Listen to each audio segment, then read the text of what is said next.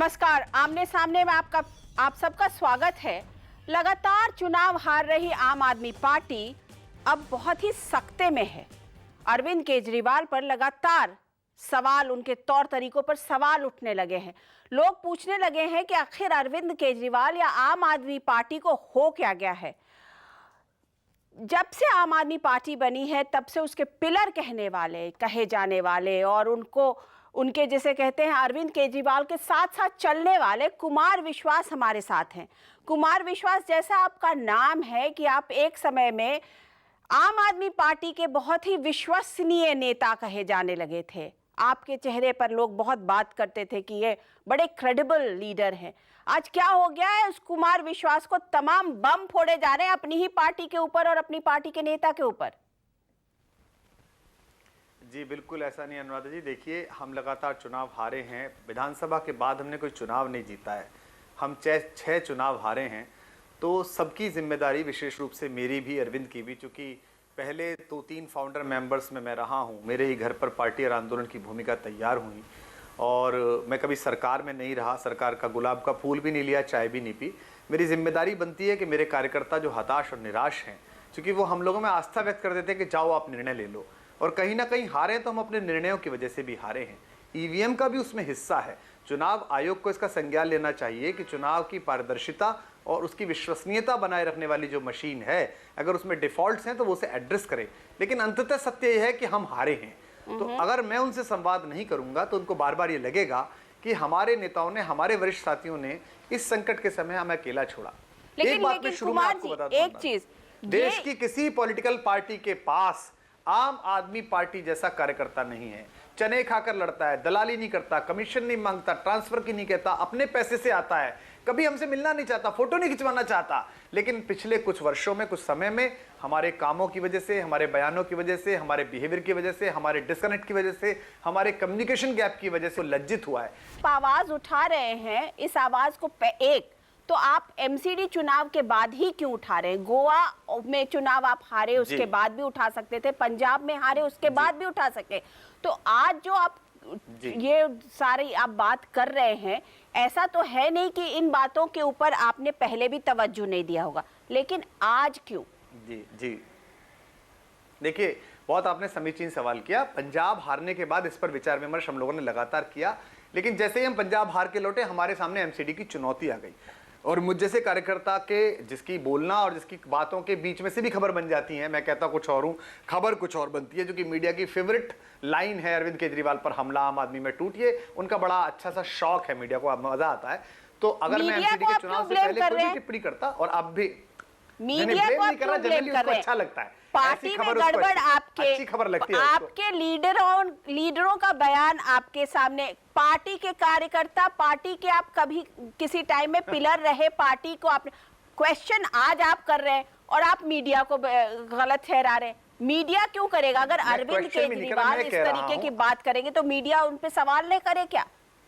अगर वो कहते हैं, नहीं कह रहा, मैं केवल ये कह रहा हूं कि एमसीडी चुनाव से पहले अगर हम इस विचार विमर्श को करते, और आज भी मैंने कोई ऐसी बात नहीं की जो अंदर नहीं गई है, जो अंदर कहने लायक या बाहर कहने लायक नहीं है।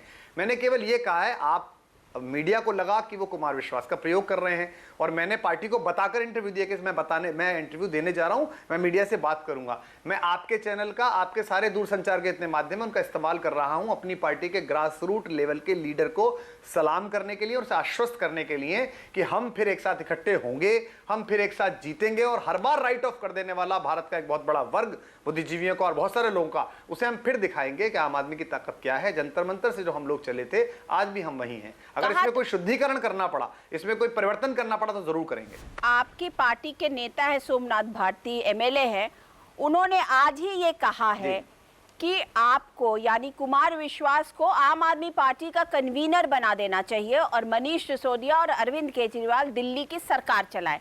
आप इस बात से सहमत हैं? क्या आप पार्टी के कन्वीनर बनने के लिए तैयार हैं? बिल्कुल नहीं, मैं इस बात से बिल्कुल सहमत नहीं हूँ। कन्वीनर का एक कार्यकाल है, हमने अपना कन्वीनर चुना है, सबने मिलकर चुना है, मेरी भी वोट लगी है, उसमें कोई आवश्यकता नहीं है, कोई जल्दी नहीं है। क्या आवश्यकता है उसमें? कहीं कोई आवश्यकता नहीं है। हाँ, सोमनाथ के स्नेह का और उनके मेरे प्रति जो उनका अधिकार है उसका मैं सम्मान करता हूं। और मैं चाहता हूं कि मैं वहां रहते जहां भी हूं, मेरे पास तो कोई पद नहीं है। जैसा प्रवक्ता हमारी पार्टी में 24-25 प्रवक्ता हैं, दक्षिण में भी प्रवक्ता है, बंगाल में प्रवक्ता है, ऐसा ही मैं भी एक प्रवक्ता हूं पार्टी में, सबसे पुराने 3 लोगों में हूं। मुझे मेरे लायक अभी पद की संभावना कुछ है भी नहीं मुझे, इसीलिए मैं कह रहा हूं मैं कुछ भी नहीं मांग रहा हूं, ना मैं कुछ कह रहा हूं। और हमारे पार्टी इस बात को समझ रही है और आज ही सुबह राष्ट्रीय कन्वीनर ने यही बात दोहराई भी है। इससे ही स्पष्ट होता है कि हम अपनी पार्टी के कार्यकर्ता को अपने साथ दोबारा जोड़ लेंगे। ईवीएम के सवाल पर जो अरविंद केजरीवाल के बयान आ रहे हैं, वो क्या वो गलत है? अरविंद केजरीवाल ईवीएम के मसले पर गलत है जो उन्होंने ईवीएम को दोषी ठहराया है अपनी हार के लिए? नहीं, देखिए, लोकतंत्र में चुनाव आयोग बहुत बड़ी चीज है। भारतीय चुनाव आयोग का पूरी दुनिया आदर करती है, आश्चर्य करती है कि कैसे चुनाव हो जाता है 121 करोड़ लोगों में। लेकिन ईवीएम की खामियां सब जगह पकड़ी गई हैं। हर जगह देखा गया है कि ईवीएम में कुछ सीवियर गड़बड़े हैं। ईवीएम हार का एक हिस्सा है, हार का पूरा हिस्सा नहीं है। हम तो उस जुनून के कार्यकर्ता लोग हैं कि 56% दिल्ली में वोटिंग पड़ी, हम 76% पढ़ा दें। हम ऐसा करते हैं कि झाड़ू का बटन टूट जाए, फिर ईवीएम क्या कर लेगी, बचे हुए 24% में सब आ जाओ। तो ईवीएम अकेले हम सोचें कि ईवीएम ने हरा दिया तो फिर हमारा आत्मचिंतन ही समाप्त हो जाएगा, फिर विश्लेषण ही समाप्त हो जाएगा। हम तो निश्चित हो जाएंगे कि यार हम चुनाव लड़े थे, ईवीएम ने हरवा दिया। ऐसे नहीं हो सकता। ईवीएम भी है और ट्रांसलेशन हम नहीं कर पाए। एमसीडी का चुनाव एमसीडी पर नहीं हुआ। एमसीडी 10 साल से क्या कर रही, इस पर बात ही नहीं हुई। भाई एमसीडी ने क्या डेंगू चिकनगुनिया फैलवा दिया, क्या गंदगी कर दी, सड़क पर नाले बाहर हो गए, वाटर लॉग हो गई, उस पर हुई नहीं। एमसीडी का चुनाव हम पर होने लगा। भारतीय जनता पार्टी ने इतना जबरदस्त कम्युनिकेशन स्टार्ट किया, हम पर आ गया कि हमने क्या कहा था, हम क्या कर रहे थे, हम क्या वादा करके आए थे। भाई एमसीडी पर बात करो। कुमार और मैं आपसे अब भी कह रहा हूं जी, आपकी जो सोच है ईवीएम के ऊपर, इसी सोच से क्या कुमार अरविंद केजरीवाल या मनीष सिसोदिया या आशुतोष या संजय सिंह सहमत हैं इस बात से? क्योंकि उनकी बातों तो ये लग रहा है कि पार्टी में कोई गलती नहीं हुई, पार्टी ने सब कुछ सही सही किया, ईवीएम ने पार्टी को हरा दिया। तो आपकी सोच तो पार्टी की सोच से बिल्कुल अलग है ना, पार्टी के नेताओं की सोच से बिल्कुल अलग है। नहीं, हमारे यहाँ कपिल मिश्रा ने यही बात की, सोमनाथ जी ने बात की, अलका ने कही, खुद अरविंद जी ने आज सुबह अरविंद ने ट्वीट करके कहा कि हमने गलतियां की हैं और हम उन्हें सुधारेंगे। तो हमने गलतियां की हैं, ईवीएम ने तो थोड़ी की है जो की है, उन पर तो जांच कर वो लड़ाई हम लड़ेंगे, प्रदर्शन भी करेंगे, चुनाव आयोग भी जाएंगे, सुप्रीम कोर्ट भी जाएंगे। 13 दल बोल रहे हैं, हम अकेले नहीं बोल रहे हैं, 13 दल बोल रहे हैं। इसका मतलब कहीं तो कुछ गड़बड़ है। चुनाव आयोग को अपनी निष्पक्षता, तटस्थता और स्वीकार्यता बनाए रखने के लिए बाहर आना चाहिए, हमें कराना चाहिए और बताना चाहिए पूरे देश को। लेकिन बाकी निर्णय भी हैं, टिकट चयन कैसे कैसे हुआ, कहाँ चूक हो गई, कहाँ हम नहीं जान पाए, कार्यकर्ता का कनेक्ट क्यों टूटा, हम अपनी बात कम्युनिकेट क्यों नहीं कर पाए, इन सब बातों पर अगर हम विचार विमर्श नहीं करेंगे तो आने वाले कल में हम कुछ सकारात्मक रिजल्ट नहीं ला पाएंगे। हम दोबारा सकारात्मक रिजल्ट लाएं, हम नेतृत्व करें, हम अपने साथियों को आगे बढ़ने दें, उनको इन निवासों से, मंत्री निवासों से आगे तक जाते हुए देखें। इसके लिए मुझ जैसे कार्यकर्ता को, हम जैसे सब कार्यकर्ताओं को काम करना पड़ेगा, इसीलिए मैं बोल रहा हूँ। कुमार जी, पिछले 2 साल से चाहे वो आम आदमी पार्टी की का कोई भी लीडर हो या अरविंद केजरीवाल हो, मोदी के खिलाफ आग उगलते रहे हैं और उनका ये तो क्या कुमार विश्वास भी वही व्यू है, उनका भी वही व्यू पॉइंट है जिस तरीके से आम आदमी पार्टी या अरविंद केजरीवाल मोदी के खिलाफ बोलते हैं? कहा तो ये जाता है कि कुमार विश्वास आम आदमी पार्टी के अंदर मोदी के भारी समर्थक हैं। नहीं, देखिए, 2 बातें इसमें सामान्य अंतर है, अलग अलग बात बताता हूँ। पहली बात तो ये कि राजनीति में भाषा का और विचार का स्तर नीचे गिरा है। मुझे याद है कि अटल जी जब पार्लियामेंट में बोल रहे थे और सोनिया जी विपक्ष में थी तो उनके अविश्वास प्रस्ताव की भाषा पढ़ के वो बड़े व्यथित हुए। उन्होंने कहा कि आपके हमने ससुर साहब के साथ काम किया, आपके दादा ससुर नेहरू जी के साथ, आपकी सास के साथ काम किया, हमने ये भाषा नहीं देखी थी। आज तो बहुत खराब हो गया। दिल्ली चुनाव में नक्सली, अराजक, जंगली कहा गया, बिहार के चुनाव में लालू जी अपनी बेटी को सेट करने वाले ये कहा गया, और भी 56 इंच का सीना और तमाम, और इधर से भी चला गधा, ये सब प्रसंग में चला। हमारे यहाँ भी भाषा बिगड़ी, मैं मानता हूँ, स्वीकार करता हूँ, मेरी भी तो सबसे ज्यादा सारे नेताओं में कुछ ना कुछ आपके यहाँ तो आम आदमी पार्टी ने भाषा और राजनीति में गिरावट सबसे ज्यादा उस तरीके से की। तो मैं उसके लिए क्षमा मांगता हूं कि मेरी भाषा जहां जहां ऐसी हुई मैं उसके लिए क्षमा मांगता हूं, मैं उस पर सुधार का काम करूंगा, मैंने पूरी कोशिश की। अब आप जो बात कर रही हैं, देखिए, राजनेता नरेंद्र मोदी, राजनेता आदित्यनाथ, योगी आदित्यनाथ, इन्हें हम राजनीतिक मोर्चों पर हर जगह घेर सकते हैं। राजनेता नरेंद्र मोदी को हर प्रश्न पर हम क्वेश्चन कर सकते हैं, लेकिन देश के वीर सिपाही जब भारत में फैले हुए आतंकवाद का सबक सिखाने के लिए पाकिस्तान की सीमा के अंदर घुसे, तो उस समय जो दिल्ली की गद्दी पर व्यक्ति है वो राष्ट्र का प्रधानमंत्री है, उसके कंधे से कंधा मिलाकर खड़ा हो जाना हर भारतीय का कर्तव्य है। फिर अटल जी को याद करता हूं जिन्होंने पार्लियामेंट में श्रीमती इंदिरा गांधी को, तत्कालीन प्रधानमंत्री को, दुर्गा का अवतार कहा आप दुर्गा का अवतार बनकर शत्रु पर टूट पड़िए। तो मुझे लगता है कि देश का हित, राष्ट्र का हित, कुमार जी, मैं बीच में आपको टोक रही हूं, हम सब ध्यान रखें कि हम क्या बोल रहे हैं। मैं बीच में आपको टोक रही हूँ, मेरा ये सवाल है कि जब अरविंद केजरीवाल उस वक्त जब नरेंद्र मोदी पर छीटाकशी कर रहे थे तो आपको खड़े होकर रोकना चाहिए था उनको। आज सर्जिकल स्ट्राइक के बाद जिस तरीके से अरविंद केजरीवाल ने नरेंद्र मोदी के लिए भाषा का उपयोग किया, आपको वहां पे खड़ा होना चाहिए था और आपको कहना चाहिए था कि ये सही नहीं है। देखिए, भारत की पहली पॉलिटिकल पार्टी है जिसने सर्जिकल स्ट्राइक के बाद उसके राष्ट्रीय प्रवक्ता होने के नाते मैंने प्रशंसा की, सेना की, और प्रधानमंत्री और रक्षा मंत्री जी को लिखित बाकायदा आपने चैनल पे अपने खबर भी चलाई, कहा कि हम आपके साथ हैं, टूट पड़िए, इन्हें खत्म करिए। आप हो सकते हैं ना, आपके लीडर नहीं थे। उसके बाद एक वीडियो संदेश आया, अगर आप उसे देखें ध्यान से तो उसमें शुरू में अरविंद ने कहा, मैं प्रधानमंत्री जी आपकी इस हिम्मत को सलाम करता हूं, लेकिन उसका मीडिया इंटरप्शन जो था वो खराब गया। और मैं आज भी कहता हूं, हमको ऐसे नाजुक मसलों पर बयानबाजी और अपनी बात कहने में कम्युनिकेशन के ठीक हथियार इस्तेमाल करने चाहिए, थोड़ा सजग और सतर्क होना चाहिए। हमें ये नहीं सोचना चाहिए कि ये तो सही बात कह दी है, इससे क्या निकलेगा। क्या बात कर रहे हैं आप? केजरीवाल जी तो प्रूफ मांग रहे थे कि सर्जिकल स्ट्राइक का प्रूफ दिखाइए मोदी जी से।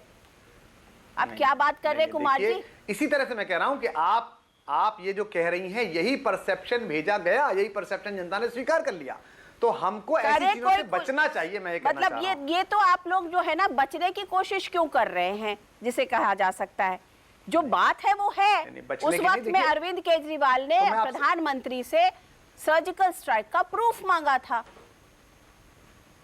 नहीं, जो लोग गणेश जी को दूध पिला सकते हैं वो अफवाह फैला के कुछ भी कह सकते हैं। उसको दोबारा एक बार देखिए, उसमें मैं फिर भी कह रहा हूं कि ऐसी चीजों से बचा जा सकता है। सीधी सीधी बात दो लाइन की कही जाए कि प्रधानमंत्री जो भी हो, रक्षा मंत्री जो हो, ये जो देश है बदतमीजी कर रहा है और आपने जो भी निर्णय लिया है सेना ने, हम उसके साथ हैं, हम आपके साथ खड़े हैं। मैंने 13 मिनट 13 सेकंड का वीडियो जारी किया, आप लोगों ने 13 सेकंड का उठाया कि मैंने मोदी मोदी योगी योगी के बीच एक राहुल राहुल बोला, लेकिन मैं 13 मिनट तो बात कर रहा था कश्मीर के दर्द पर कि वहां हमारा जवान क्यों पीटा जा रहा है। तो आप ये मानते हैं, केवल 6% आप ये मानते हैं कि अरविंद केजरीवाल ने जो तमाम जो बातें की मीडिया से, या जिस तरीके से सर्जिकल स्ट्राइक के ऊपर उन्होंने क्वेश्चन किया, ये सब गलत था? नहीं, ऐसा नहीं है मेरा कहना। मैं फिर कह रहा हूं, मैं आपको कोई ब्रेकिंग न्यूज नहीं दूंगा, आप कुछ भी चलाएं। मैं कह रहा हूं हमें सबको सतर्क रहने की आवश्यकता है। केजरीवाल चापलूसों से घिर गए हैं, उनके आसपास जो लोग हैं वो उनको सही रास्ता, सही दिशा नहीं देते हैं। मैं फिर आपसे कहता हूं अनुराधा जी, एक विजय मिल जाए तो नेता और नेतृत्व के चारों तरफ रहने वाले लोग चाणक्य कहे जाने लगते हैं। एक पराजय हो जाए तो नेता और नेता के चारों तरफ काम करने वाले, सलाह देने वाले लोग चापलूस कहे जाने लगते हैं। और हाँ, फिर भी है, फास्ट बॉलिंग कौन कर सकता है, स्पिनर कौन है, हार्ड हिटर कौन है, इसकी अगर हम एक बार तुलना कर लें और उसके बाद अपना कप्तान काम सौंपे कि अब रन रेट बढ़ना है, तुम जाके छक्के मार के आओ, अब विकेट पे खड़े रहना, विकेट नहीं गिरना चाहिए, अब तुम धीमे धीमे चले जाओ। अगर संजय सिंह ये बोलते हैं कि बाहर मीडिया में तमाम बातें या अनाप शनाप करने के बावजूद की जगह पे आप इस बेहतर होगा कि पार्टी के मंच पर सवाल करें और बात साफ की जाए, तो वो गलत तो नहीं कह रहे, क्योंकि आप भी आज चूंकि आपकी पार्टी हार गई है तो आप हार्ड हिटर की भूमिका में आ गए हैं। उससे पहले तो आप पवेलियन में ही बैठे हुए थे। बिल्कुल नहीं, मैं बैठा नहीं था। मुझे जब काम जो दिया गया नहीं दिया गया तो मैं क्या कर सकता था। मैंने कहा 3-4 बार पंजाब के लिए, मैंने गाना भी लिखा, बड़ा वायरल हुआ, लेकिन जो पंजाब की लीड ले रहे थे उन साथियों का मानना था कि मुझे वहां नहीं जाना चाहिए, और एक अनुशासित सिपाही की तरह मैंने उस आदेश का पालन किया। आज भी मैं जो बात कर रहा हूँ वो पार्टी की नीतियों पर नहीं कर रहा, पार्टी के कामों पर नहीं कर रहा। मैं कह रहा हूँ हमसे चूकें कुछ हुई हैं और मैं अपने कार्यकर्ताओं को बार बार आपके माध्यम से संदेश दे रहा हूँ कि हम फिर खड़े होंगे, हमें खारिज करने वाले निराश होंगे और हम निश्चित रूप से वहीं पहुंचेंगे जहां से जंतर मंतर के लिए निकले थे। अच्छा, आपने बताया कि आप चाहते थे लेकिन आपको पंजाब भेजा नहीं गया, तो क्यों नहीं भेजा गया? ये बड़ा एक अहम सवाल है। सबको लग रहा था कि संयोजक तो आप ही बनेंगे। नहीं नहीं नहीं, देखिए जब आप मैदान में होते हैं, मुझे याद है अब देख विराट कोहली मैदान में होते थे और उनकी कप्तानी में सचिन तेंदुलकर काम कर रहे होते थे, अब महेंद्र सिंह धोनी कप्तानी में काम कर रहे होते हैं। कोई भी कप्तान हो, जो भी संयोजक लोग वहाँ के थे, जो भी काम कर रहे थे, उनको वहाँ के राजनीतिक परिदृश्य की ज़्यादा अच्छी समझ थी, ज़्यादा अच्छी जानकारी थी। मैंने एक सामान्य कार्यकर्ता में उत्साह होता है, युद्ध चल रहा हो और राजसूय का घोड़ा अगर अस्तबल में बंधा खड़ा हो तो उसको थोड़ी बेचैनी तो होती है कि मैं भी चलूं, मैं भी पहुंचूं। तो मैंने उनसे अनेक बार सबसे कहा पार्टी फोरम पे कि मेरी इच्छा है, मेरे लिए काम बताइएगा। तो उनका मानना था ऐसा कि कोई दिक्कत नहीं है, 100 सीटें आ रही हैं और आपके आने की कोई विशेष आवश्यकता वहाँ है नहीं, आप ओवरसीज़ का काम यहाँ से देखिए। मैंने ओवरसीज़ का काम देखा और भारत के चुनावी इतिहास में सबसे ज़्यादा ओवरसीज़ की भागीदारी पंजाब चुनाव में आम आदमी पार्टी की रही। एक बड़ा काम हमने वहाँ करके दिखाया। आप वेट करते रहे और आपको पूछा भी नहीं गया, लीड तो आपको लेनी चाहिए थी ना? नहीं, उन्होंने राजनीतिक रूप से सही समझा होगा, निश्चित रूप से वो भी चाहते थे पार्टी जीते। आप क्या कह रहे हैं कि आपको राजनीतिक रूप से परिपक्व नहीं समझा आपकी पार्टी ने? ये आप क्या कह रहे हैं कि पंजाब के लिए उन्होंने आपको सूटेबल नहीं समझा? नहीं, उनको लगा होगा कि पंजाब जीत ही रहे हैं, 100 सीट आ रही हैं, यहाँ कुमार भाई की आवश्यकता नहीं है या किसी विशेष कारण से आवश्यकता नहीं है कि ये वर्ग पसंद नहीं करेगा, ये पसंद करेगा, या शहरी नहीं है या ग्रामीण नहीं है या सिख नहीं है, हिंदू नहीं है। उनको ज़्यादा पॉलिटिकल समझ थी। उन्होंने मुझे कहा कि आपकी आवश्यकता नहीं है, तो मैंने माना कि ठीक है और कोई दिक्कत नहीं है, मेरी आवश्यकता नहीं है। तो मैं अपने घर पर रहा और मैं अपने ओवरसीज़ के काम को करता रहा और ओवरसीज़ से हज़ारों लोग मैंने प्रयास करके लगातार एयरपोर्ट गया, उनसे मिला, उनको इकट्ठा किया, उनको चलो पंजाब करके हमारे दिन साथियों ने आयोजन बनाया था, वहाँ भेजा। जो मैं योगदान दे सकता था वो मैंने दिया। कुमार जी, संजय सिंह जिनको पंजाब का संयोजक बनाया गया था, उन्होंने दिल्ली में एमसीडी के इलेक्शन के बाद इस्तीफा दिया है। इसे आप कैसे देखते हैं? ये किस तरीके की राजनीति है? इसका मतलब जी नहीं, मेरा मानना यह है कि इस्तीफे पंजाब में हार गए, कुछ लोगों ने नैतिक जिम्मेदारी ले ली, लेकिन अब ये देखना है कि आगे कैसे चला जाए। जो हमारे 22 भाई वहाँ पर लड़ रहे हैं, जो प्रतिनिधि हैं, मैं आपको नादा जी फिर बता दूं, पंजाब में हम चुनाव हारे, हमने दिल जीता है लोगों का। लोग आज भी हमसे प्रेम करते हैं। लोग कहते हैं आम आदमी पार्टी वाले अच्छे हैं, लेकिन पंजाब में हम कई कारणों से चुनाव हार गए और एक चुनाव आखिरी नहीं होता। अभी वहाँ दोबारा फिर संसद के चुनाव आएंगे 13 जगह पर, बीच बीच में बाईपोल आएंगे, म्यूनिसिपल कॉरपोरेशन आएंगे।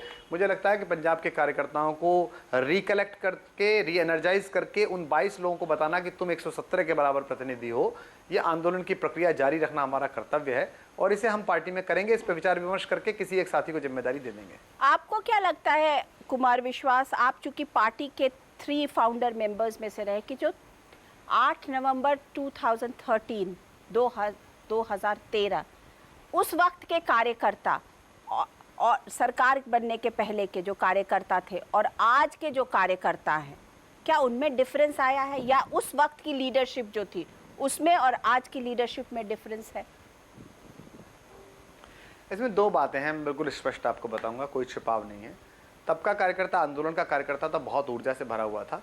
अभी उसमें से काफ़ी बड़ा प्रतिशत उन्हीं कार्यकर्ताओं का है।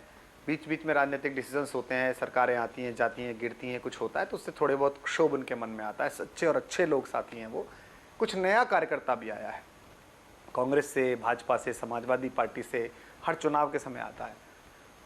एक लड़की जो अपने घर में रहती है वो संस्कारशील रहती है, उसे पता होता है रसोई घर किधर है, पूजा घर किधर है।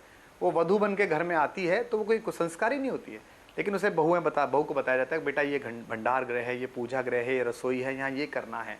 तो मेरा मानना है कि जो कार्यकर्ता आया हमारे यहाँ, उसका थोड़ा संस्कार, उपनयन संस्कार थोड़ा कम हुआ, उसको और अधिक तेज हमें करना है। तो थोड़ा सा अंतर तो ज़रूर है, मैं आपसे सहमत हूँ। जो कार्यकर्ता पहले था और जो कार्यकर्ता बाद में आके अभी जुड़ा है, उसके कार्य, व्यवहार, सोच में, चाल चलन में थोड़ा सा अंतर है। लेकिन मुझे लगता है कि इसके ओरिएंटेशंस होंगे, इसके अभ्यास वर्ग लगेंगे, इसके प्रशिक्षण शिविर लगेंगे, तो वो धीमे धीमे हमारी वैचारिक पृष्ठभूमि से परिचित होगा और भारत को लेकिन पार्टी में तो वही कार्यकर्ता हावी है आज की डेट में। अगर आज की डेट में पार्टी की बात की जाए तो वैसे ही कार्यकर्ता जो बाहर से वधू बन के आए वो हावी हैं। अच्छा है, बहुएं एम्पावर हो रही हैं, वो दूसरे घर में आई हैं तो बेटियों की तरह एम्पावर हो रही हैं, अच्छी बात है, कोई ख़राब बात नहीं है। लेकिन फिर भी जो पार्टी का ज़मीनी कार्यकर्ता है उसको भी शक्ति मिलनी चाहिए और ये जो बाहर से बहू बन के आई हैं इनको भी पार्टी का संस्कार अडॉप्ट कर लेना चाहिए। जहाँ जहाँ कमियाँ हैं उस पर विचार करेंगे हम सब साथी। मैं विशेष रूप से खुद को इस बात के लिए स्वयं अधिकृत करता हूं, मुझे कौन अधिकृत करेगा कि मैं उस कार्यकर्ता का मनोबल बढ़ाऊं, उसे अपने संस्कार में, आम आदमी पार्टी के संस्कार में लेके आऊं। कुमार जी, लास्ट सवाल। पूरा देश, ज्यादातर लोग पूरे देश के ये मान रहे हैं कि पूरे देश में मोदी लहर है, मोदी के नाम की सुनामी है, मोदी का डंका है। आपको भी लगता है कि ये सही है? लोकतंत्र है अनुराधा जी। इस लाल किले के पास से गुजरो तो याद आता है कि यहाँ कौन कौन बाबर, अकबर, शाहजहां, हुमायूं कौन कौन टहले हैं। यमुना के पानी के साथ साथ लोगों के यश, कीर्ति, सरकारें किराएदार की तरह बदलती रहती हैं। इसमें एक समय वो भी था, राजनीति विज्ञान के आप विद्यार्थी हैं, राजनीति के परिवार से हैं, जब Indira is India, India is Indira कहा जाता था। एक वक्त वो भी था जब पूरे एशिया महाद्वीप के ब्लू आइड बॉय नेहरू थे। एक वक्त वो भी था कि पंडित अटल बिहारी वाजपेयी की मोहित कर देने वाली छवियों पर यह देश फिदा था। ईश्वर उन्हें दीर्घायु करे, शतायु करे। एक वक्त ये भी है कि आज मोदी जी की जो ब्रांडिंग है, जो उनकी इवेंट मैनेजमेंट है, जो उनका खुद का परसेप्शन है, चाल चलन है, जो वैक्यूम है, मनमोहन सिंह जी के मौन ने एक बहुत बड़ा खला बनाया था जो हमारे आंदोलन ने और गहरा कर दिया, उसको उन्होंने ठीक से भरा है। और मैं आशा करता हूं कि ये सब स्थायी चीज़ नहीं है।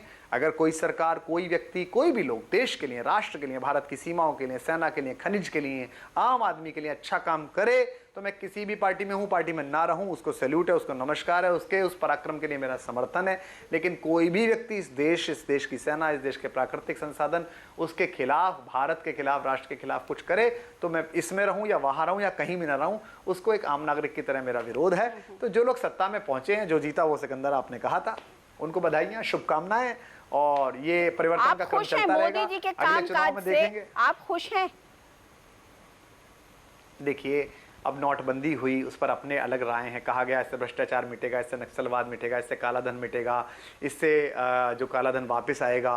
कुछ भी तो नहीं हुआ। नक्सलवाद उतना ही बढ़ा, आतंकवाद उतना ही बढ़ा, कालाधन उससे ज़्यादा आ गया। जितने रिजर्व बैंक ने छापे तो उससे ज़्यादा आ गए। कोई मोटा सेठ गरीब पतला नहीं हुआ, कोई पतला गरीब भूखा मोटा नहीं हुआ। लेकिन वाह वाह वाह वाह, क्या हुआ, क्या हुआ, शानदार शानदार हुआ। तो मैं तो सामान्य नागरिक की तरह प्रभावित हूँ। मुझे लगता है जहाँ के लिए निकले थे ये वो सुबह तो नहीं है। ये तो मुझे लगता है इससे बेहतर इस इंटरव्यू को खत्म करने का और कोई तरीका नहीं हो सकता कि देश में जो माहौल है, जो परिस्थिति है, जो स्थिति है, उस पे आपकी पार्टी के अंदर जो कुछ हो रहा है उस पर आप जरूर कोई कविता सुनाएं, क्योंकि आई एम श्योर आप जिससे गुजर रहे होंगे तो आपने अपनी कविता और कुछ तो लिखा ही होगा। मैं बिल्कुल सुनाऊंगा और मैं बिल्कुल मनोज जी की तरह नाराज नहीं होऊंगा कि मुझसे गाना सुनाने के लिए क्यों कहा जा रहा है। कि हमने जीवन की चौसर पर दाव लगाए आंसू वाले, हमने जीवन की चौसर पर दाव लगाए आंसू वाले, कुछ लोगों ने छिन छिन पल पल अवसर देखे बदले पाले। हम शंकित सच पर अपने, तुम मुग्ध स्वयं की घातों पर, नैन हमारे सीख रहे हैं हंसना झूठी बातों पर। सूरज पर प्रतिबंध अनेकों और भरोसा रातों पर, नैन हमारे सीख रहे हैं हंसना झूठी बातों पर। ये अरविंद केजरीवाल को सुनाया कि नहीं? ये तो एकदम सटीक बैठता है। नहीं, बहुत पहले लिखा था, इसके बीच में तो बहुत लोग गुजर गए, कोई सटीक नहीं बैठता है। हाँ? पर ये तो आपको सुनाना चाहिए, आपकी पार्टी का तो ये मोटो होना चाहिए। ये कई लोगों पर बैठता है, केंद्र में बैठे हुए लोगों पर भी बैठता है, जो राष्ट्रवाद की बात करके भारतीय सैनिक को श्रीनगर के चौराहे पे पिटवा देते हैं, थप्पड़ खिला देते हैं, उन पर भी बैठता है। You know what Kumar ji, आपसे बात करके लग रहा है कि आप बहुत ही पेशो पेश में हैं। आपको समझ में नहीं आ रहा कि मैं किधर जाऊं, मैं आगे जाऊं, पीछे जाऊं, मैं कौन सी पार्टी में जाऊं, मैं क्या करूं? नहीं, किसी में नहीं जाऊंगा, कहीं नहीं जाऊंगा। मैंने बनाई है।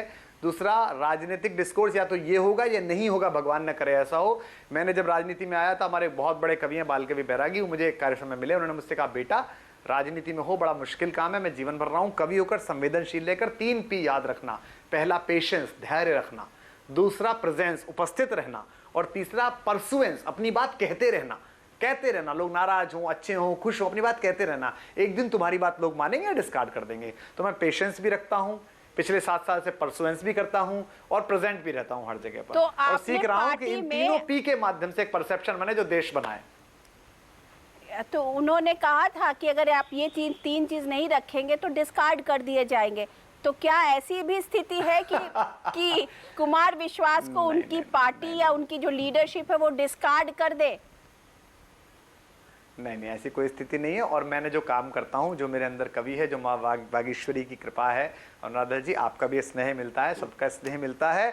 बाबर अकबर मिट जाते हैं, कबीरा फिर भी रह जाता है, मेरी पंक्ति है। और मैंने लिखा है कि सियासत में तेरा खोया या पाया हो नहीं सकता, तेरी शर्तों पे गायब या नुमाया हो नहीं सकता, भले साजिश से गहरे दफन मुझको कर भी दो, पर मैं सृजन का बीज हूं, मिट्टी में जाया हो नहीं सकता। राजनीति नष्ट हो सकती है किसी भी व्यक्ति की, पद किसी का नष्ट हो सकता है, लेकिन जो मैंने रचा है और जो मैं रचूंगा, वो जब तक उसमें थोड़ी बहुत जान होगी, वो लोक कंठ में रहेगा, उसे लोग गाएंगे, उसे नौजवान गुनगुनाएंगे, और यही मेरे जीवित रहने की मेरे बाद भी गवाही देगा। कुमार विश्वास, आपसे बात करने का बहुत बहुत धन्यवाद, बहुत शुक्रिया। आप आमने सामने में आए और आपने हमसे बात की। Thank you so much.